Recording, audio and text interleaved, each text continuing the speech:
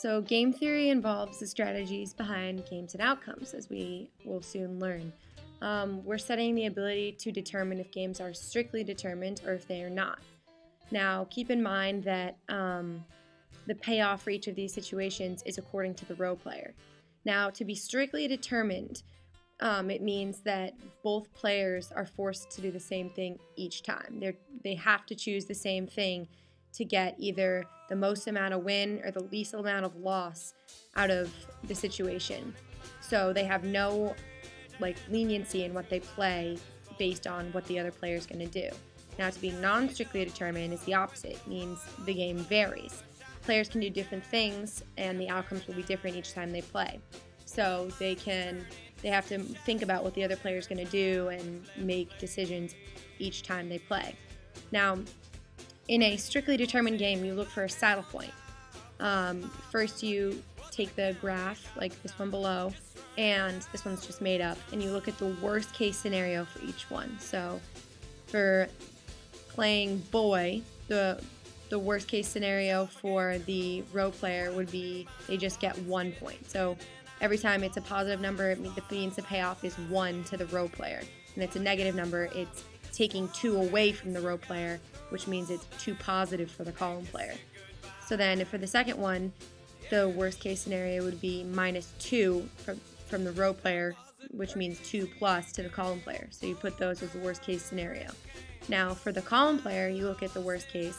In this case, it's only 1 or 1, so it's 1.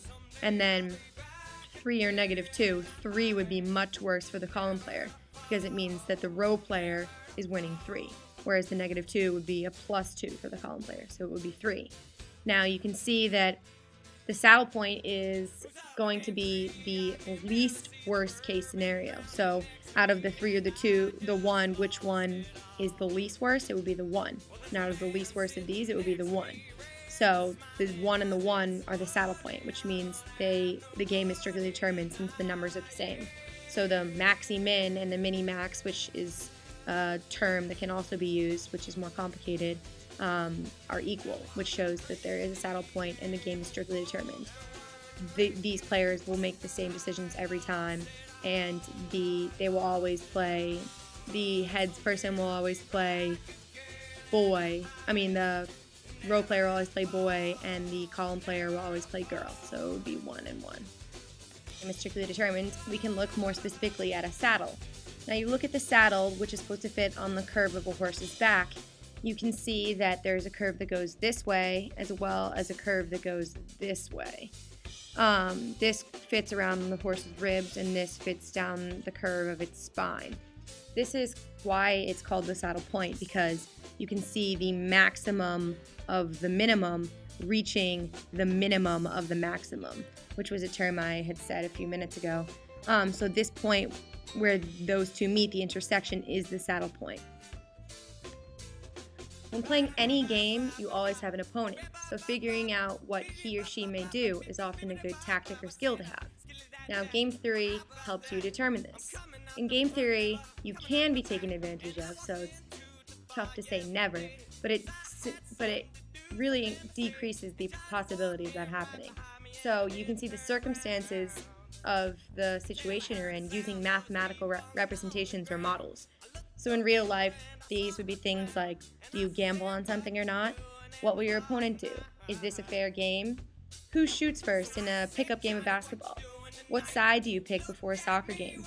Who's going to be it first in a game of tag? All of those childhood games we learn to determine these things are all involved with game theory. This is a game much like rocks, paper, scissors, but it's called bear, salmon, mosquito.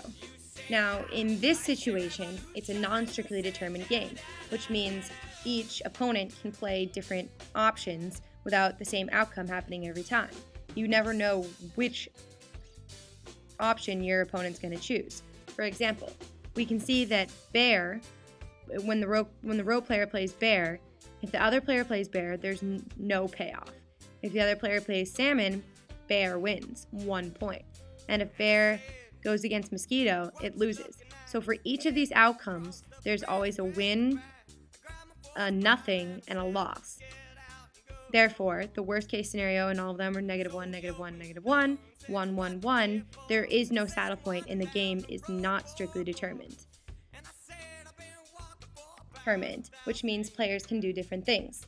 It looks at two different hockey teams, and their style of play.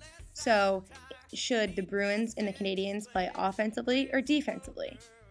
The role player in this situation are the Bruins, of course, because they're the best, and the column player is the Canadiens. So, look at the worst case scenario for each. It would be 3 and -4, probably in goals in this scenario, and 3 and 2. Therefore, there is no saddle point because the least worst, which here would be 2, and the least worst here would be 3, are not equal. So there's no saddle point. Now, more specifically, we can generate a graph to find an idea. How much should the Bruins play offensively, and how much should they play defensively? What is the best strategy? You can look for the payoff long term. As I said, probably in goals. You can look at a cool GeoGebra program that Mr. Lester sent me. It looks at the outcomes based on if you play 100% of something or 0% of something. Now, first we can look at the row player.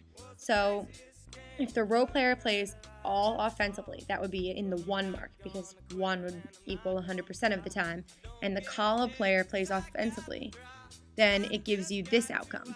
So you drag the point to equal whatever it shows to be on your chart. Now, then you look at the next one. If the row player plays not offensively all the time, it would be at the 0 mark. So here it would be at 0 on the y-axis. And column player plays offensively, then the payoff will be -1. And here it will be 2, as I said before. Now you look at if the row player plays all offensively, again at 100%, and the column player plays defensively, you would get an outcome of -3. And then if the row player plays not offensively, again at 0% on the y-axis, and the column player plays defensively, it would be a payoff of -4. This is all in terms of the row player, as I had stated earlier. Now, with this cool program, you can also drag these dots up and down the axis so that you can do that as well as moving them from here. So if I do this, you can move it. You can also change the scale of the graph to equal whatever you need it to be. And also, we can look more specifically at this point right here. The point of intersection here shows the most ideal situation. So this would be where you get the most payoff. So if it's telling us here that the row player should play offensively 75% of the time, and the payoff is going to be 1.25 long term, probably in goals. So it's in this situation, it's ideal for the row player to play offensively more than half of the time. Okay. So here's my last example. It's a silly little game called Salt and Pepper. You choose whether to put salt on your food or pepper on your food and what the payoff's going to be. Now, it's a fair game because the matrix would be 0, -1, 1, 0. There is no saddle point, which shows that the game is not strictly determined. The players can choose whichever they want each time, and they have an equal chance of losing or winning or getting nothing. Therefore, when you graph this, you can see that when a fair game is graphed, the lines are parallel. They will never intersect, and there will never be a point where one can pick something to do better than the other. They never even reach each other. So again, if you move these, you can determine what it's going to be. Here you can see that they're crossing, but that's not the case for a fair game. When you play salt all of the time and column plays salt, you get a payoff of 0. And then when you play salt none of the time and column plays salt, you get a payoff of 1. Now the same happens for the column player. If salt plays all salt and they play pepper, a -1 would be a +1 for the column player, and 0 is the other outcome. So they each have 1 win, which would be -1 and 1 where nothing happens, which is 0 and 0. Thanks for listening. I hope you know a lot more about game theory and how it's practical in our everyday use.